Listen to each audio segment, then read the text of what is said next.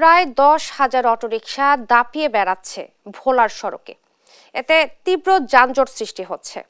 বিস্তারিত জানাতে সরাসরি যুক্ত হচ্ছেন সহকর্মী ছোটন সাহা। ছোটন, যানজট নিরসনে কর্তৃপক্ষ কি বলছে জানাবেন। ইশরাত, সকাল থেকেই কিন্তু যানজট লেগে থাকে, যেটি ভোলা শহরের কালীনাথ রায়ের বাজার থেকে জুরবির ঘোল পর্যন্ত কিন্তু যানজট লেগেই থাকে। এর অন্যতম যে কারণ সেটি হচ্ছে ব্যাটারি চালিত যে ইজি বাইক রয়েছে, অটো রিক্সা রয়েছে, 3 চাকার যানবাহনের কারণে এই যানজট লেগে থাকে এবং এই যানজটের কারণে কিন্তু মানুষের দুর্ভোগ, পথচারীদের দুর্ভোগ, একই সাথে পৌরসভার যারা বাসিন্দারা রয়েছেন তাদেরও কিন্তু দুর্ভোগ পোহাতে হচ্ছে। এবং ভোলার যে 4 থেকে 5টি পয়েন্টে কিন্তু ট্রাফিক ব্যবস্থাও রয়েছে, তবে এই ট্রাফিক ব্যবস্থা থাকলেও কিন্তু কোনো মতেই যানজট নিয়ন্ত্রণে আনা সম্ভব হচ্ছে না। তবে পৌরবাসী আমাদেরকে বলছিলেন, তারা বলছিলেন যে সুষ্ঠু নগরায়ণ না থাকা এবং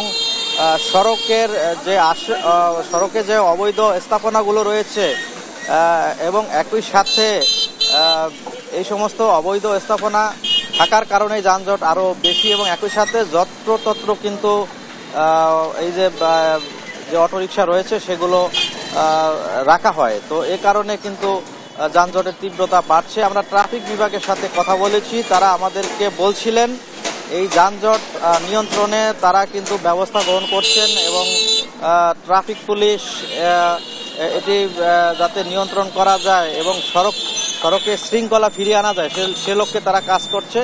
আমরা পৌর কর্তৃপক্ষের সাথেও কথা বলেছি, তারা আসলে আমাদেরকে বলছিলেন যে এই যে যানজট নিরসনের ক্ষেত্রে তাদের ব্যবস্থা রয়েছে এবং তারা বিষয়টি নিয়ন্ত্রণের জন্য চেষ্টা করছেন এবং তারা উদ্যোগও নিয়েছেন যে আসলে শহরের ভেতর যাতে এই 3 চাকার যে ব্যাটারি চালিত অটো রিক্সা রয়েছে সেগুলোকে প্রবেশে নিষেধাজ্ঞা জারির একটি প্রক্রিয়া কিন্তু তারা নিয়েছেন। এবং পৌরবাসী বলছিলেন যদি ওয়ান ওয়ে চালু করা হয় শহরের, সেক্ষেত্রে কিছুটা হলেও কিন্তু যানজট নিয়ন্ত্রণ করা সম্ভব।